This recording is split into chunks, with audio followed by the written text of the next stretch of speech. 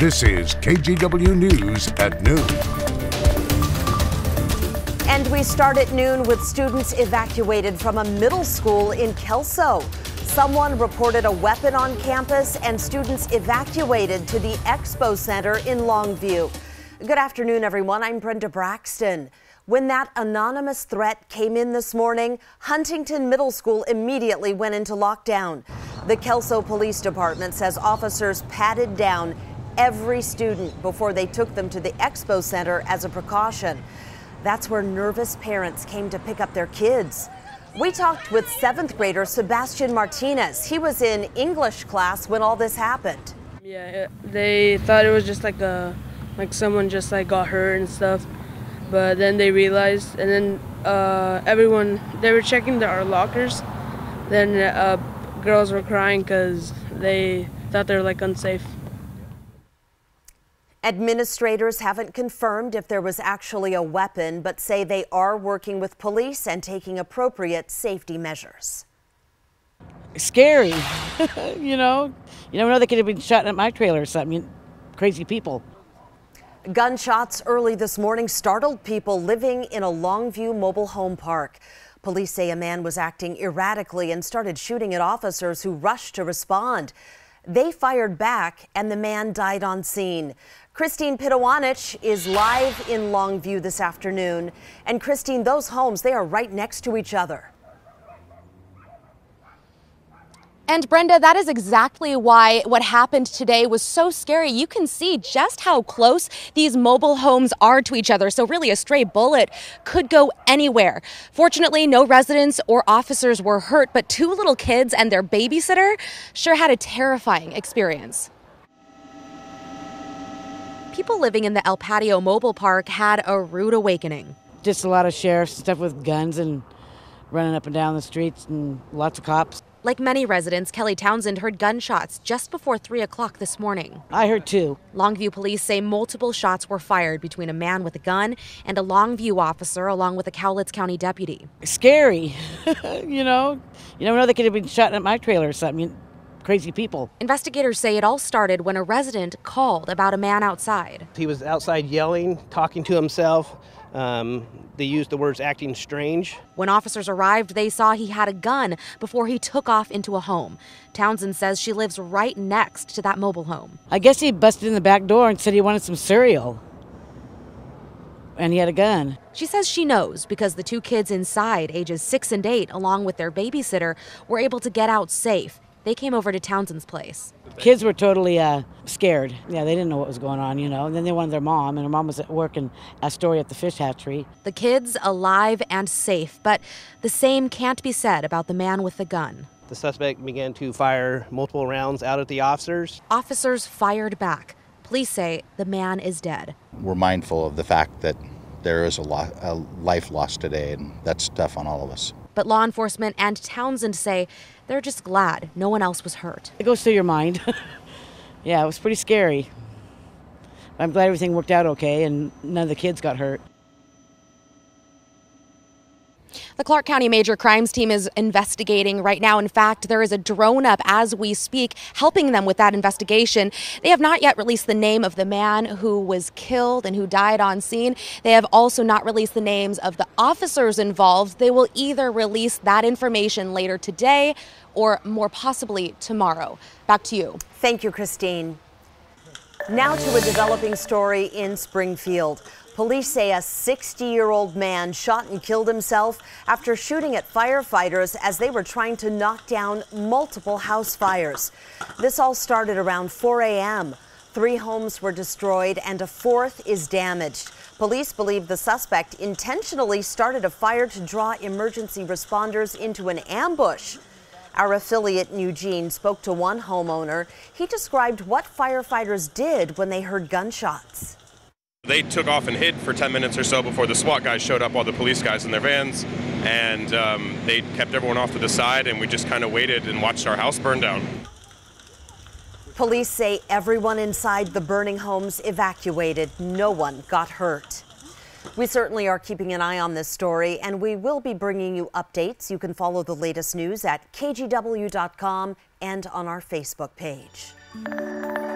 Well, it's 12:04. It has been a sunny, warm run all over the state, but it's about to come to an end for some of us. So, Rod, where's the first place to cool down and cloud up? No, coming to an end, did you say?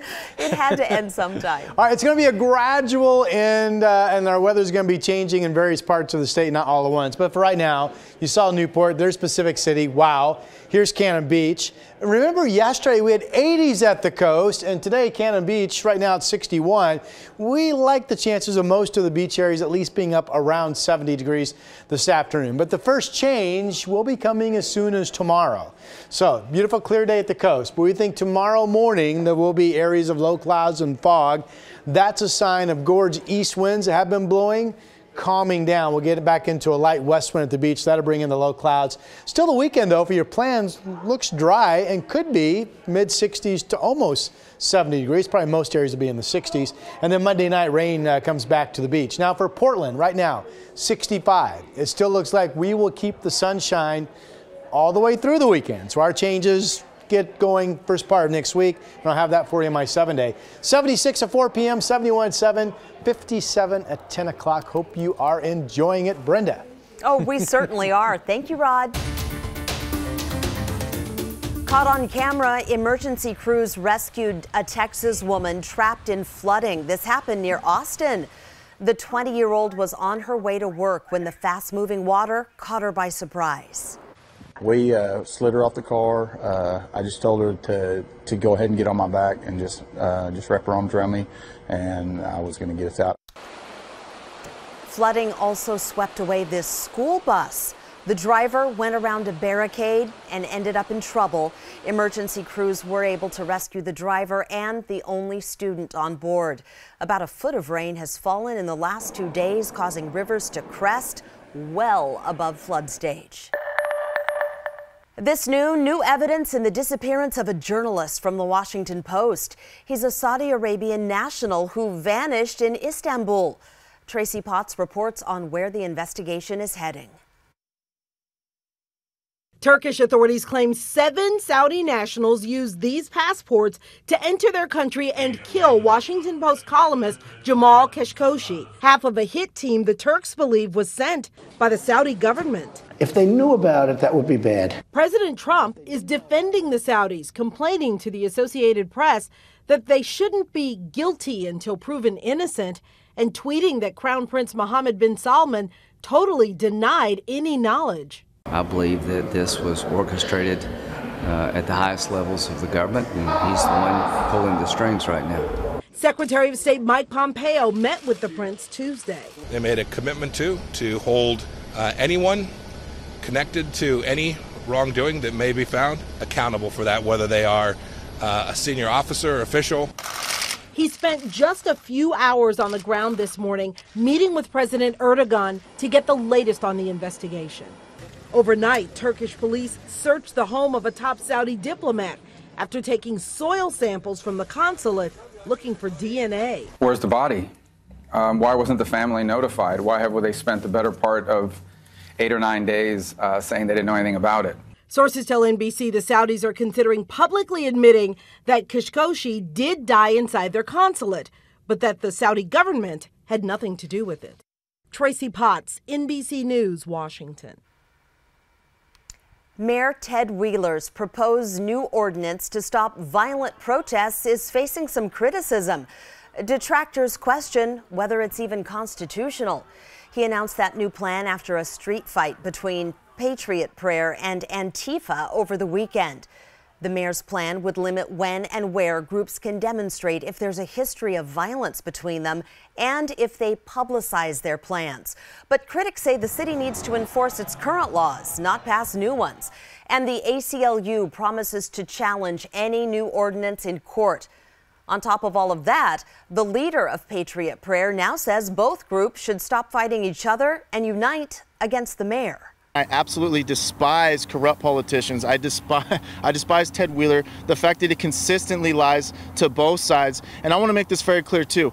This attack that he's making on free speech, it's not on me or Patriot Prayer. It's everybody from left to right. The city council could vote on that emergency ordinance in the coming weeks. We will certainly keep you posted. Well, all the unrest here is causing a headache for another Portland 2,000 miles away. Look at this Facebook post from the police department in Portland, Michigan. It reads, PSA, we're not Portland, Oregon, but it's still getting tons of complaints about Antifa shutting down streets. This Facebook message is just hoping to clarify the people posting have the wrong city. New at noon, the PBOT is moving forward with the street safety plan for the St. John's neighborhood. Community members supporting the project spoke out during a rally at City Hall this morning. PBOT says it's set to begin phase 2 of what's called the St. John's Truck Strategy Project. The $5 million plan will reduce freight traffic and improve safety for pedestrians and bikers on North Fessenden and St. Louis Avenue. Construction was originally set for 2017, but the project was delayed. It is long past time for these changes to be made so that people in St. John's can cross this corridor that runs through the middle of St. John's, by the way. We are eager to get this project started. We understand the community is also eager to see this project break ground. PBOT says it expects construction to begin as early as 2019.